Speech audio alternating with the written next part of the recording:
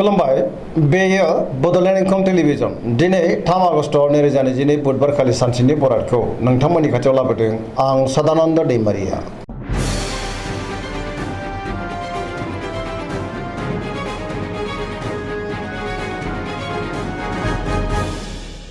सिगां फरायनो लादों मेष राशि गिबि हांखो अ ल दिनैनि साना जोबोर मोजां जेरावबो देरहासार जानो हागोन मावनो लानाय खामानिखौ थि समावनो आरो गोरलैयैनो मावफुंनोबो हागोन गोसोखौ दिनै जोबोर गोजोननाय मोनगोन देहाया मोजाङै थागोन बहानिफ्रायबा मोजां खौरां फैनोबो हागौ रांखावरियाव दिनै जोबोर मोजां गोबां धोन आरजिनो हागोन आयाबो बांगोन मोननो गोनांखौबो दिनै मोननो हागोन बेफार फालांगियाव दिनै जोबोर मोजां मुलाम्फा मोनगोन सोरबा लोगोनिफ्राय थोजासे हेफाजाबखौबो मोननो हागोन नखराव बिसि फिसायनि गेजेराव अनलायनाय फैगोन बिदा फंबायजों मोजां सोमोन्दो थागोन गुबुननि गोसोखौ दिनै गोरलैयैनो बोनो हागोन गोसोनि बोलोआ बांगोन समाजावबो मान मोनगोन लाइमोनफोरा बहानिफ्रायबा मोजां खौरां मोननो हागौ गोसोआ दिनै जोबोर रमान्टिक जागोन फरायसाफोरा दिनै फरायनायाव गोसो दुंखांगोन आरो मोजां फिथाइ मोनगोन पजिटिभ एनार्जिनि गोहोमबो गोग्लैगोन गोथों आरो गोग्गो साननो रोंगोन गियाननि आंखाल जानाय नङा।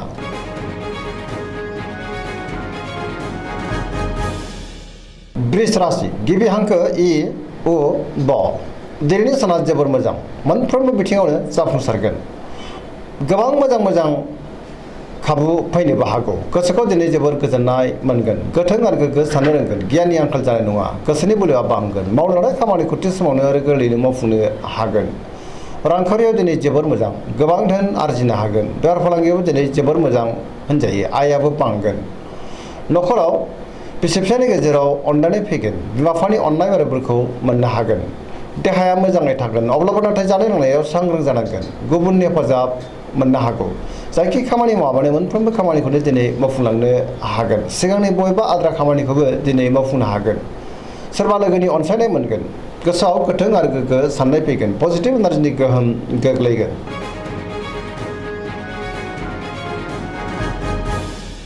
मिथुन राशि गिबि हांखो ख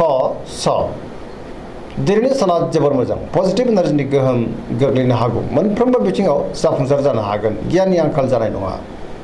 जायखि खामानि मावाबानो मोनफ्रोमबो खामानिखौनो दिनै मोजाङैनो मावफुंनो हागोन गोसोखौ जोबोर गोजोननाय मोनगोन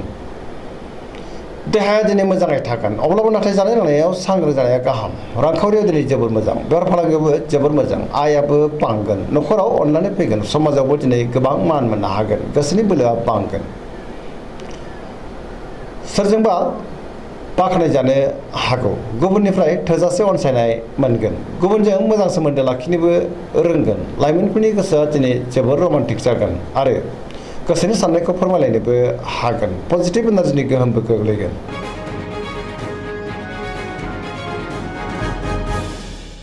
कर्कट राशि गिबि हांखो ड ह दिनैनि साना जोबोर मोजां माबा मोनसे मोजां खौरां फैनो हागौ गोसोखौ दिनै जोबोर गोजोननाय मोनगोन सोरबा लोगोजों बाख्नाय जानो हागौ गोसोनि साननायफ्रा मोगथाङाव जाफुंगोन गोसोआव पजिटिभ साननाय फैगोन गोथों आरो गोग्गो साननो रोंगोन गियाननि आंखाल जानाय नङा मावनो लानाय खामानिखौ थि समावनो मावफुंनो हागोन रांखावरियाव दिनै जोबोर मोजां बेफार फालांगियावबो जोबोर मोजां मुलाम्फा मोनगोन नखराव बिसि फिसायनि गेजेराव अनलायनाय फैगोन समाजाव लोगो लेवा बांगोन देहायाबो मोजाङै थागोन गुबुननि हेफाजाबखौ मोननो हागौ समाजाव बयजोंबो गोरोबनो रोंगोन फरायसाफ्रा दिनै फरायनायाव गोसो दुंखांगोन आरो मोजां फिथाइ मोननोबो हागोन बहानिफ्रायबा मोजां खौरां फैनोबो हागौ पजिटिभ एनार्जिनि गोहोम गोग्लैगोन।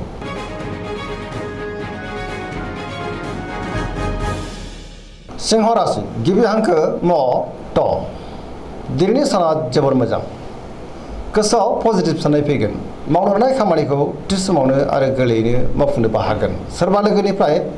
मोजां खौरां मोननो हागौ समाजाव लोगो लेवा बांगोन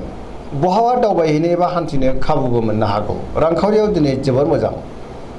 अब्लाबो नाथाय खरसायाबो बांगोन मोननो गोनांखौबो दिनै मोननो हागोन बेफार फालांगियाव जोबोर मोजां मुलाम्फा मोनगोन गोसोनि साननायखौ दिनै गुबुननो फोरमायनो हागोन नखराव बिसि फिसायनि गेजेराव अनलायनाय फैगोन समाजाव मान मोनगोन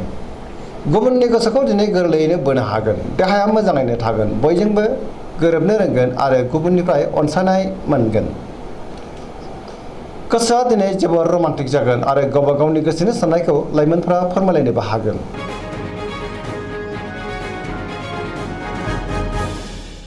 कन्या राशि गिबि हांखो प ट दिनैनि साना जोबोर मोजां गोसोआव पजिटिभ साननाय फैगोन गोथों आरो गोग्गो साननो रोंगोन गियाननि आंखाल जानाय नङा मोनफ्रोमबो खामानिखौनो दिनै मोजाङैनो मावफुंलांनो हागोन आरो जेरावबो जाफुंसारगोन रांखावरियाव जोबोर मोजां अब्लाबो नाथाय खरसायाबो बांगोन बेफार फालांगियावबो जोबोर मोजां देहाया दिनै मोजाङैनो थागोन गोबां मुंदांखा सुबुंजों लोगो मोनज्लायनो हागौ न'खराव अनलायनाय फैगोन गोबां खामानियाव दिनै मुखुब थागोन सोरजोंबा बाख्नाय जानोबो हागौ गोसोआव पजिटिभ साननाय फैगोन पजिटिभ एनार्जिनि गोहोमबो गोग्लैगोन गोसोआ दिनै जोबोर गोजोनगोन लाइमोनफोरनि गोसोआ दिनै जोबोर रमान्टिक जागोन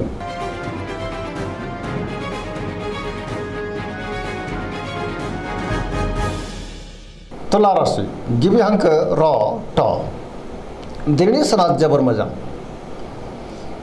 गोबां मोजां खाबु फैनोबो हागौ गोसोनि बोलोआ बांगोन गोसोनि साननायफोरा मोगथाङाव जाफुंगोन मावनो लानाय खामानिखौ मावफुंलांनो हागोन देहाया दिनै मोजाङै थागोन रांखावरियाव मोजां मोननो गोनांथिखौ मोननो हागोन बेफार फालांगियावबो जोबोर मोजां मुलाम्फा मोनगोन बहाबा दावबायहैनो एबा हान्थिनो खाबु मोननो हागौ न'खराव बिसि फिसायनि गेजेराव अनलायनाय फैगोन समाजावबो मान मोनगोन बेफार फालांगियाव दिनै जोबोर मोजां मुलाम्फा मोनगोन गुबुननि गोसोखौबो गोरलैयैनो बोनो हागोन सोरबा लोगोनि हेफाजाबखौ मोननो हागोन गोदान थांखि लानो रोंगोन लाइमोनफोरनि गोसोआ दिनै जोबोर रमान्टिक जागोन आरो गावबा गावनि गोसोनि साननायखौ फोरमायलायनोबो हागोन पजिटिभ एनार्जिनि गोहोमबो गोग्लैगोन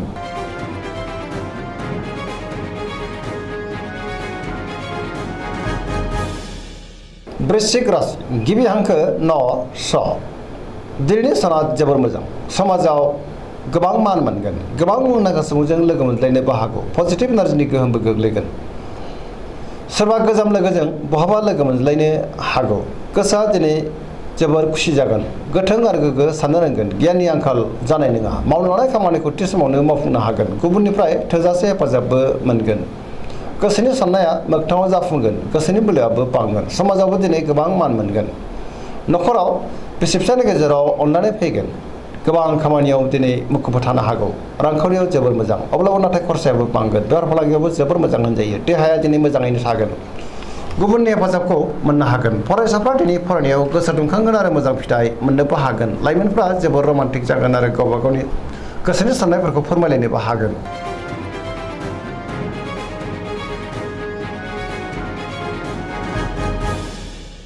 धनु राशि गिबि हांखो ढ फ भ दिनैनि साना जोबोर मोजां गोसोआव बोलो बांगोन मावनो लानाय खामानिखौ थि समावनो मावफुंनो हागोन माबा नङा माबा मोनसे मोजां खौरां मोननोबो हागौ गोसोनि साननायफ्रा मोगथाङाव जाफुंगोन रांखावरियाव दिनै जोबोर मोजां गोबां धोन आरजिनो हागोन बेफार फालांगियाव दिनै जोबोर मोजां होनजायो समाजावबो गोबां मान मोननो हागोन बहाबा हान्थिब्ला दिनै जोबोर मोजां आरो मोजाङैनो हान्थिनोबो हागोन देहाया मोजाङै थागोन अब्लाबो नाथाय जानाय लोंनायाव सांग्रां जानांगोन न'खराव बिसि फिसायनि गेजेराव अनलायनाय फैगोन बिदा फंबायनि हेफाजाबखौबो मोननो हागोन बहानिफ्रायबा मोजां खौरां फैनो हागौ लाइमोनफोरनि गोसोआ दिनै जोबोर रमान्टिक जागोन गावबा गावनि गोसोनि साननायफोरखौबो फोरमायलायनो हागोन पजिटिभ एनार्जिनि गोहोमबो गोग्लैगोन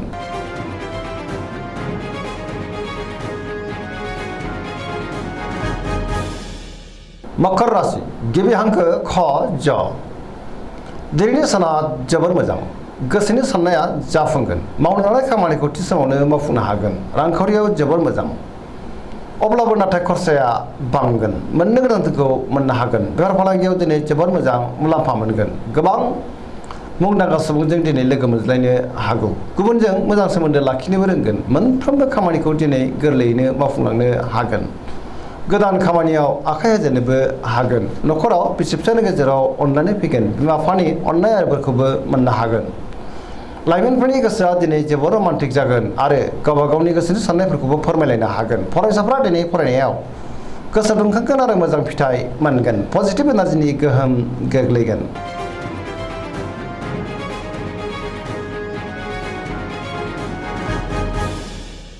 कुम्भ राशि गिबि हांखो ग स दिनैनि साना मोजां आरो गाज्रिनि गेजेरजों बाबेनलांगोन गोसोखौ दिनै जोबोर उसाव बादाव मोनगोन मावनो लानाय खामानिखौ मावफुंनो हागोन अब्लाबो नाथाय बहानिफ्रायबा गाज्रि खौरां मोननोबो हागौ समाजाव मानहानि जानांनोबो हागौ रांखावरियाव मोजां बेफार फालांगियावबो मोजां होनजायो गोबां धोन आरजिनो हागोन। देहाया दिनै बारा मोजां थानाय नङा। गोबां रोखोमनि देहायारि जेंनाजों मोगा-मोगि जानांनो हागौ। जानाय लोंनायाव सांग्रां जानांगोन। न'खराव अननानै फैगोन। गुबुननि हेफाजाबखौबो मोननो हागोन। बहाबा दावबायहैनो बा हान्थिनो खाबु मोननोबो हागौ। गोसोआ जोबोर उसाव-बादाव जागोन। नेगेटिभ एनार्जिनि गोहोम गोग्लैनो हागौ।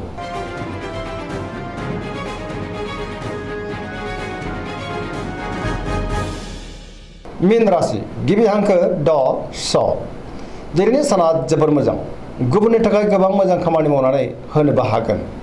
गोसोआव पजिटिभ साननाय फैगोन। गोथों गोगो साननो रोंगोन। गियाननि आंखाल जानाय नङा। गोसोनि बोलोआ बांगोन। गावनि गोसोनि साननायखौ दिनै गुबुननो फोरमायनोबो हागोन। देहाया मोजाङै थागोन।